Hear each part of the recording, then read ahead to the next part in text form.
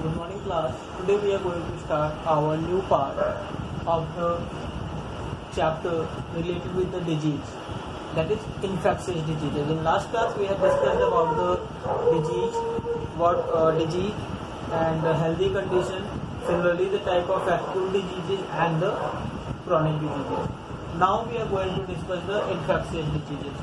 So infectious diseases, as we know that these are also called the transmissible diseases or the communicable diseases, which can spread from person to person by direct or indirect contact. Okay, here it does not require to touch anything, any specific object. Here it could be spread by touching any of the unknown object. Okay, so जैसे अभी हमारे surrounding में बहुत सारे viruses फैले हैं, बीच में H1N1 फैला था, अभी जो है कि सार्स आया, फिर हंता वायरस और कोविड-19 एंड हमारे normal cold etcetera. There are lot of communicable diseases जो कि स्प्रेड होते रहते हैं डायरेक्ट या इनडायरेक्ट कॉन्टैक्ट के थ्रू, रेगुलर क्या होते हैं, स्प्रेड होते रहते हैं. ठीक है, अब इनमें से जैसे कि हम बात करते हैं बहुत सारे इन्फेक्शियस डिजीजेज हैं और उनके कॉजिंग एजेंट है. ये causing agent virus, bacteria, fungi या समथिंग कुछ भी हो सकता है. कोई वायरस भी एक कम्युनिकेबल डिजीज को स्प्रेड कर सकता है, बैक्टीरिया भी किसी कम्युनिकेबल डिजीज को स्प्रेड कर सकता है. ठीक है, या फिर कोई प्रोटोजोवन, एस्कैलमेंथिस के मेंबर लाइक एस्कैरिस एक्सेट्रा, या फिर कोई अदर माइक्रोब भी किसी कम्युनिकेबल डिजीज को क्या कर सकता है, स्प्रेड कर सकता है. ठीक है, अब हम जा रहे हैं पढ़ने about the different kind of disease. सबसे पहले हम डिफरेंट डिजीज और उनके कॉजिंग एजेंट्स के नाम जान लेते हैं. कीप इन माइंड कि वैसे तो हम इन्फेक्शियस डिजीज के बारे में पढ़ रहे हैं, ठीक है, बट कुछ ऐसी पर्टिकुलर डिजीज हो सकती है जो कि कम्युनिकेबल ना हो. अगर वो कम्युनिकेबल नहीं होगी so I will tell you. First one is the SARS disease. SARS disease is spread by the SARS virus. ये एक रेस्पिरेटरी डिजीज से रिलेटेड जो कि डिजीज थी रेस्पिरेटरी सिस्टम से, जिसमें कि पर्सन को ब्रीथिंग प्रॉब्लम होती थी just like normal asthma etcetera की तरह. इसके साथ साथ इसके मल्टीपल सिम्टम्स थे. It was the SARS disease was spread by the SARS virus. ठीक है, similarly the kala azar, it is spread by the leishmania which is a protozoa. ठीक है, सो काला आजार किससे स्प्रेड होता है, लेशमैनिया से स्प्रेड होता है. सिमिलरली स्लीपिंग सिकनेस, स्लीपिंग से रिलेटेड बीमारी है. काला आजार जो है कि ज्यादातर बच्चों में होने वाली बीमारी है. ठीक है, और स्लीपिंग सिकनेस भी बच्चों या सभी में वैसे तो हो सकती है, बट बच्चों में कंपेरेटिवली ज्यादा कॉमन है. ये भी एक प्रोटोजोवन से ही स्प्रेड होती है जो कि ट्रिप्नोसोमा इसका नाम है. कौन सा प्रोटोजोवन है, ट्रिप्नोसोमा, जिससे कि क्या स्प्रेड होता है, स्लीपिंग सिकनेस. इसमें स्लीपिंग से रिलेटेड प्रॉब्लम होना स्टार्ट होती है. हमारी स्लीप एंड वेक साइकिल जो है कि अफेक्टेड हो जाती है, जिसकी वजह से कि हम क्या होते हैं, हम प्रॉब्लम फेस करते हैं. ठीक है, द नेक्स्ट एक्ने यानी कि हमारी कील मुहासे से रिलेटेड प्रॉब्लम. वैसे तो हमें हमेशा कहा जाता है कि ये डिजीज जो है कील मुहासे की जो प्रॉब्लम है, ठीक है, पिंपल्स एक्सेट्रा हो जाना, ये ज्यादा ऑयली चीजें खाने से या फिर विद द एज ये बहुत कॉमन है. बट एक्चुअली होता क्या है कि जब हमारी बॉडी से ऑयल यानी कि स्वेट के फॉर्म में स्वेट रिलीज होता है and we are not going to wash it regularly, भाई किसी काम में फंसे हुए हैं, ट्रैवलिंग कर रहे हैं, या फिर हमारी हैबिट ही नहीं है, पानी खत्म है, या फिर समथिंग कोई भी अदर प्रॉब्लम है, ऐसे केसेस में जब हम अपने स्वेट को स्पेशली रेगुलर वॉश नहीं करते हैं, सो उन पोर्स से स्वेट ग्लैंड जहाँ से इस स्वेट को रिलीज करती है वहां पे बैक्टीरिया में इन्फेक्शन करता है. ठीक है, स्टेफिलोकोकी बैक्टीरिया जो है कि वहां पे इन्फेक्शन क्रिएट करता है और एसिड रिलीज करता है, जिसकी वजह से हमें वो जो पार्ट है वहां पे इन्फेक्शन होता है और वो स्वेल कर जाता है. ठीक है, तो ये हमारा क्या हो गया, एक्ने की प्रॉब्लम है.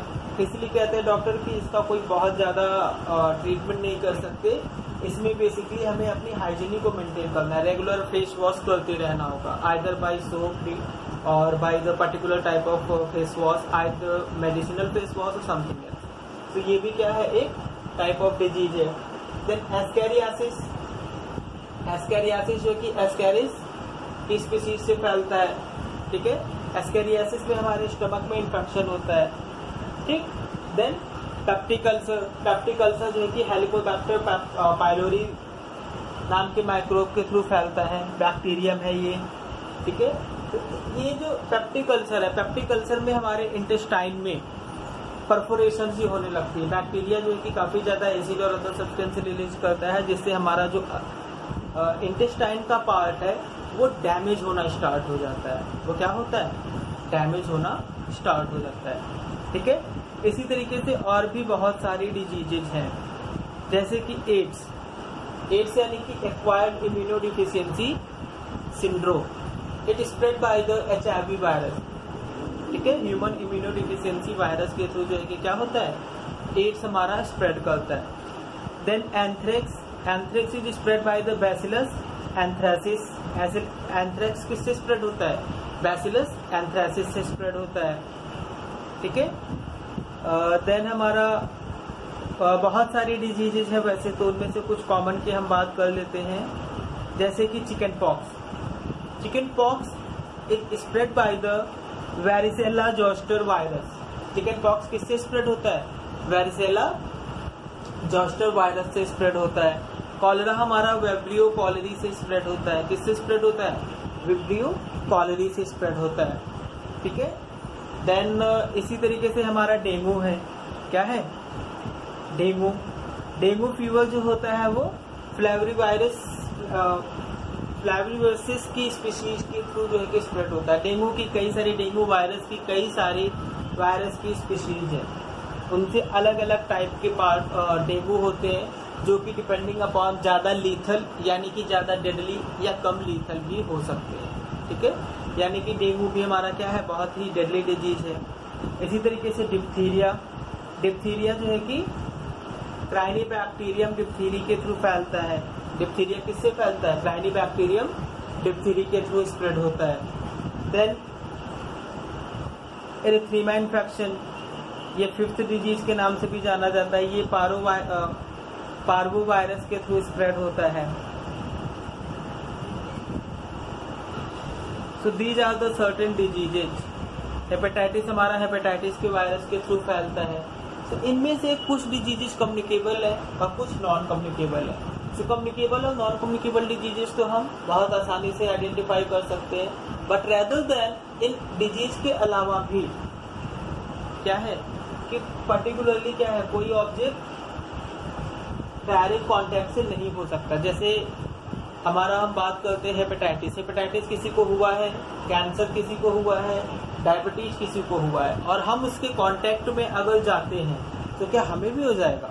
नहीं, बेसिकली ऐसा इन्फेक्शन हमें तुरंत होने के चांसेस नहीं है, इवन नहीं ही होगा जब तक कि हमारी बॉडी में डायरेक्ट कुछ ऐसा ना हो।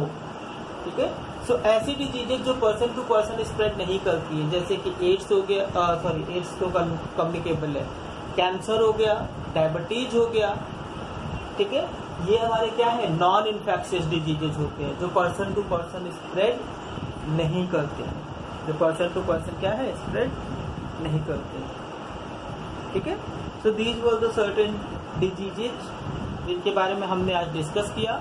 कुछ डिजीजेज के नाम हमने यहाँ पे लिख लिए हैं और कुछ डिजीजेज का हमने आपको बोल दिया। सो आई होप कि आप जो डिजीजेज हमने बोले हैं उनके बारे में भी लिखोगे। ठीक है, ऐसी हमारी एक कॉमन डिजीज छूट गई, that is malaria. Malaria is spread by the Plasmodium species, specially the Plasmodium vivax जो है कि इसकी स्पीशीज होती है वो उससे स्प्रेड होता है। ठीक है, so these were the certain disease जिनके बारे में आपको स्टडी करना है, डिस्कस करना है। ठीक है, सो फर्दर 1 by 1 हम सर्टेन डिजीजेस के बारे में आगे स्टडी करेंगे। बट कीप इन माइंड कि आप डिफरेंट डिजीज के बारे में जानिए, और केवल ऐसा नहीं है कि केवल इन्हीं डिजीजेस के बारे में आप सर्च कर सकते हैं अपने लेवल पे भी डिफरेंट डिजीजेस के। ओके।